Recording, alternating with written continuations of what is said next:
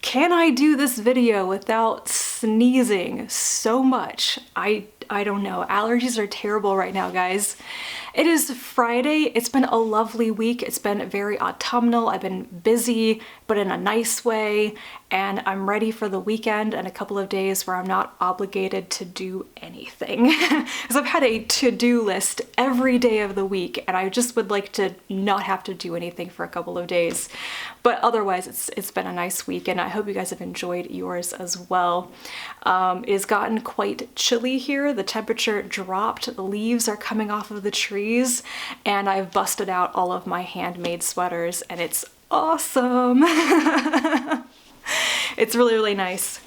So I'm going to talk first about what I'm currently reading and what I'll be picking up next, and then I will end with the kind of popular craft segment. I can't believe so many of you guys actually care about this, but I will keep you up to date on my knitting and crochet and sewing projects. So, books first, and hello little dog. What do you want? Huh? I don't think she actually wants me. She just wants the laser pointer. Or ear scritches. Oh, you like that? You're so cute. Also, you're interrupting me. There we go. You see this? I've completely lost my train of thought. Can you give me a moment? I'm getting like huge puppy dog eyes right now. What was I saying? Books, okay. So I'm currently in the middle of Kitchen by Banana Yoshimoto. I'm enjoying this. Unfortunately, I was massively spoiled for a major event in the book when I went to go look up some details about the publication on Wikipedia. So I know it's coming. I already have feelings. I'm really enjoying it though. I'm also just started on Or What You Will by Jo Walton. I would like to finish this over the weekend because once I'm done with this, I'll move on to my next Patreon pick. I'm still doing that thing where I try to read 2 of the books that I own each week. I choose one, and my Patreon supporters get to vote on the second one. And in a past poll, there was a tie between Or What You Will and Beyond the Empire by KB Wagers, which I already read, and now I have to finish the second one. And once I'm done with this, I will go on to the winner of the next poll, which closed earlier this morning. And that poll had a twist.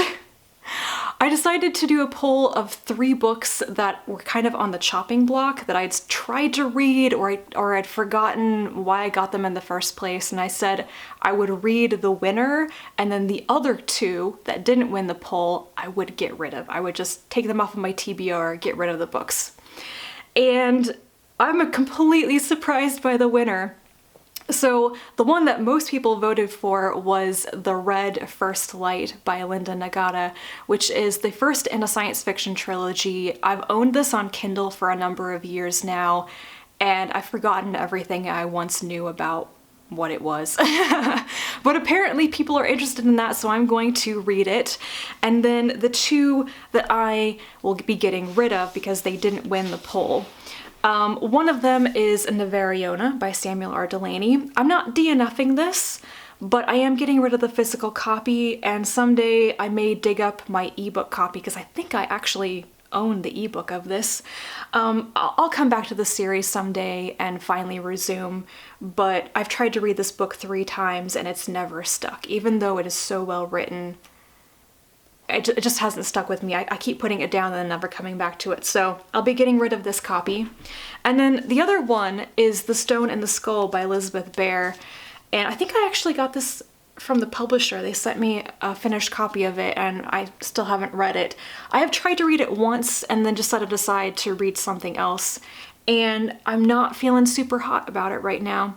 However, I'm gonna wait to get rid of it for a couple of days because I discovered that the audiobook of this is available on Overdrive. So I've checked it out and I thought that I would give it one more shot in a different format and see if I wanted to listen to it. So if I listen to the audiobook and I'm not into it, I'll just DNF the book and that will be that. But if I like it that way, I'll finish it and it'll come off my TBR whichever way it goes. So yeah, sometimes your interest in a book is reignited right when you're about to get rid of it. So those are my immediate reading plans, and then sometime this weekend I will be starting 2 buddy reads. I'm probably only going to do one more Patreon poll in October for those of you who are interested in that. I've got a lot of other reading commitments in October, so I will still be reading books that I own, but I'm going to reduce my number of commitments so I can focus on buddy reads and stuff in October. Also, I will be traveling at the end of the month, so who knows what will happen then. But I do have 2 buddy reads starting this weekend. One of them is with Kazan from Always Doing. We're going to be reading Precursor by C.J. Cherryh. This is the 4th book in the Foreigner series, and we buddy read the first 3 books at the beginning of the year, and it was so much fun. I love buddy reading with Kazan, and we're finally resuming with the 4th book. I've read the first 9 books in this series before, but I have wanted to reread them and reread them closely, with discussion and everything, so I can decide if I want to resume this series, because there are like 21 books out in the series so far. So I'll be starting that this weekend. And then Joe and I are going to be resuming our big Sherry S. Tepper buddy read. We read 3 of her novels earlier in the year, like back to back, all in one month. And then we had to take a break because I think we got a little bit teppered out. But we are going to be buddy reading The Family Tree by Sherry Tepper beginning this weekend. I've been looking forward to this one because I think it has like genetics and tinkering with DNA and stuff in it. I'm pretty sure it's science fiction. Maybe it has a fantasy element. Who knows with Tepper? I think sometimes her novels straddle the line between what is science fictional and what is very supernatural or magical. So yeah, I'm very much looking forward to this one, and it'll be another book off of my physical TBR by the end of the year. And then a bit later in October, probably around the middle of the month, I'm going to be buddy reading The Hollow Places by T. Kingfisher with Rhea from the book Finch. We're just waiting for her copy to arrive. Has anybody else had this experience with pre-ordering books through bookshop.org, that sometimes they come really early? I've had pre-orders arrive 10 to 14 days before their actual publication date. I got this one 10 days before the official publication date. I don't understand this. I mean, it's kind of nice, but also, why? Anyway, this is definitely going to be my Halloween read, so I'm looking forward to reading that with Rhea.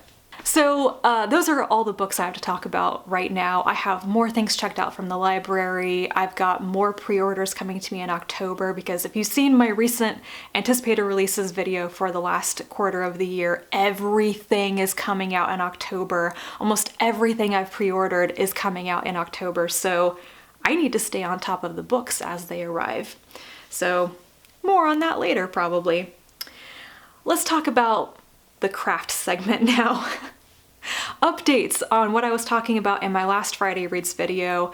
I was talking about all the projects at great length, and I've made progress on things, or things have changed. So first up, the sewing one. It's difficult for me to show this to you, so I'm not going to give you visuals, but I did finish the Edwardian walking skirt. I made a finished version of the Folkwear 209 walking skirt pattern.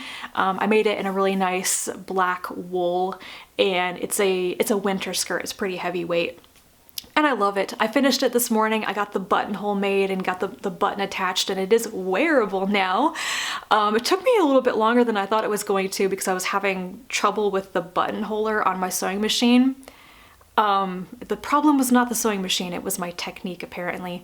So yeah, if you watched the last Stitch and Bitch live show, which was on Bree's channel last Sunday, I was hemming the skirt during that, and I was so excited because I was so close to being done, and then it took me another like 5 days to get it done. But it is done. It's a very long skirt. Even though I hemmed it a lot more than the pattern called for, it has to be worn with heels. We're talking like 2 or 3 inch heels. It must be worn that way, or else it's going to drag on the ground. So this is my excuse to go order a nice pair of Camille boots from American Duchess this weekend. I've met all my goals. I get to order them. I'm very excited. So that is done. I'll be moving on to sewing my Aeronite pants next, which I thought I would have started by now, but It took a lot out of me to get that walking skirt done. Last time I also talked to you guys about a shawl that I wanted to make. It's the Mafati wrap that was published in the Terrain issue of Pom Pom Quarterly. I happen to love that issue. The theme was amazing. And I really want to make this Mafati wrap. And I showed you guys this yarn that I was going to use for it. This beautiful dark green color, which is called Eden, and this kind of purple, yellow, speckled cream. And they go very well together, but I hit a snag. I made a swatch because you should always swatch. And that is what it looks like. Now, there's technically nothing wrong with this except that it's very light. It reminds me of candy cane stripes, and it's not what I envisioned for this project. In fact, it bothered me so much I decided to not force the color scheme. I want this shawl to be very dark and woodsy. I don't want this very sharp contrast in the horizontal stripes. So I had to ditch the cream. It was that is the problem. And instead I bought brown yarn. So this is going to be the actual colors of this shawl, and I will be casting it on this weekend. I think this will work out a lot better. Now you may say, well, Rachel, what are you going to use the speckled cream color for? Because it's beautiful yarn. And I may have cast something on that may get ripped out later. If you can see, I've got some lace going on there. This is the beginning of a modified filigree sweater. It's a new pattern by Julie Knits in Paris, and I love it. And this yarn is the right kind of yarn for the pattern. Unfortunately, when I started working on it, I was so excited, and then I realized I didn't have enough yarn. I need 3 skeins of this yarn, and I only have 2, and this color is discontinued. I actually contacted the yarn dyer pleading for help, and she was like, nope, the color is completely gone, and she didn't have anything similar that she thought would fade very well with it. So I'm currently kind of stuck on this. It's very pretty, but I don't have enough yarn to do it, and I am not satisfied with any of my ideas for fading it into another color. So then it occurred to me that this particular pattern, which is a lot of lace, would in fact look better in a solid, and that's actually what the designer recommends. And I was thinking, what if I got more of the green yarn? Seriously, what if I got more of the green yarn? Because I love this green so much. I would love to have a sweater in this color. So I may rip this out and set the yarn aside for a different project. I've actually found a different project that only takes this amount of yarn and it has a lot of lace in it, and I kind of want to try making it. I don't think it's something I'd actually wear for myself, but it would make a really nice gift for someone possibly. So we'll see. This project may disappear. You may never hear about it again. Other than those big knitting projects, I have been on a sock knitting kick. I finished my Sakana socks. It's a free pattern by Jimmy Knits. I really like these, and they came out fitting very nicely. And then I had so much sock mojo that I made a pair of Birch Ply socks in some beautiful John Arbon Textiles sock yarn. I love the color of this, and it's so fun to knit. I love this pattern. It is a paid pattern by the Crimson Stitchery, and I just enjoyed it so much. It's basically fancy ribbing, and I enjoyed the pattern so much that I've actually been working on a pair of footy socks. Possibly you can see the texture on there, I'm not really sure. But I'm just using up scraps of this yarn I had left over from the Sakana socks. This is some Madeline Tosh sock yarn. I think it's the Euro sock yarn base. So I've finished one of the shorty socks and I'm cast on the other, which is going to be mostly green because they're scrappy shorty socks.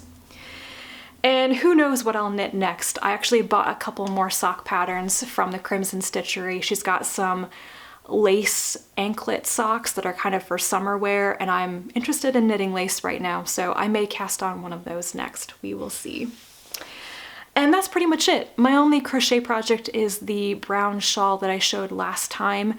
I made a little bit more progress on it, but it's still kind of my slow, relaxing project before bed, so I'm not, you know, making huge amounts of progress on it every day.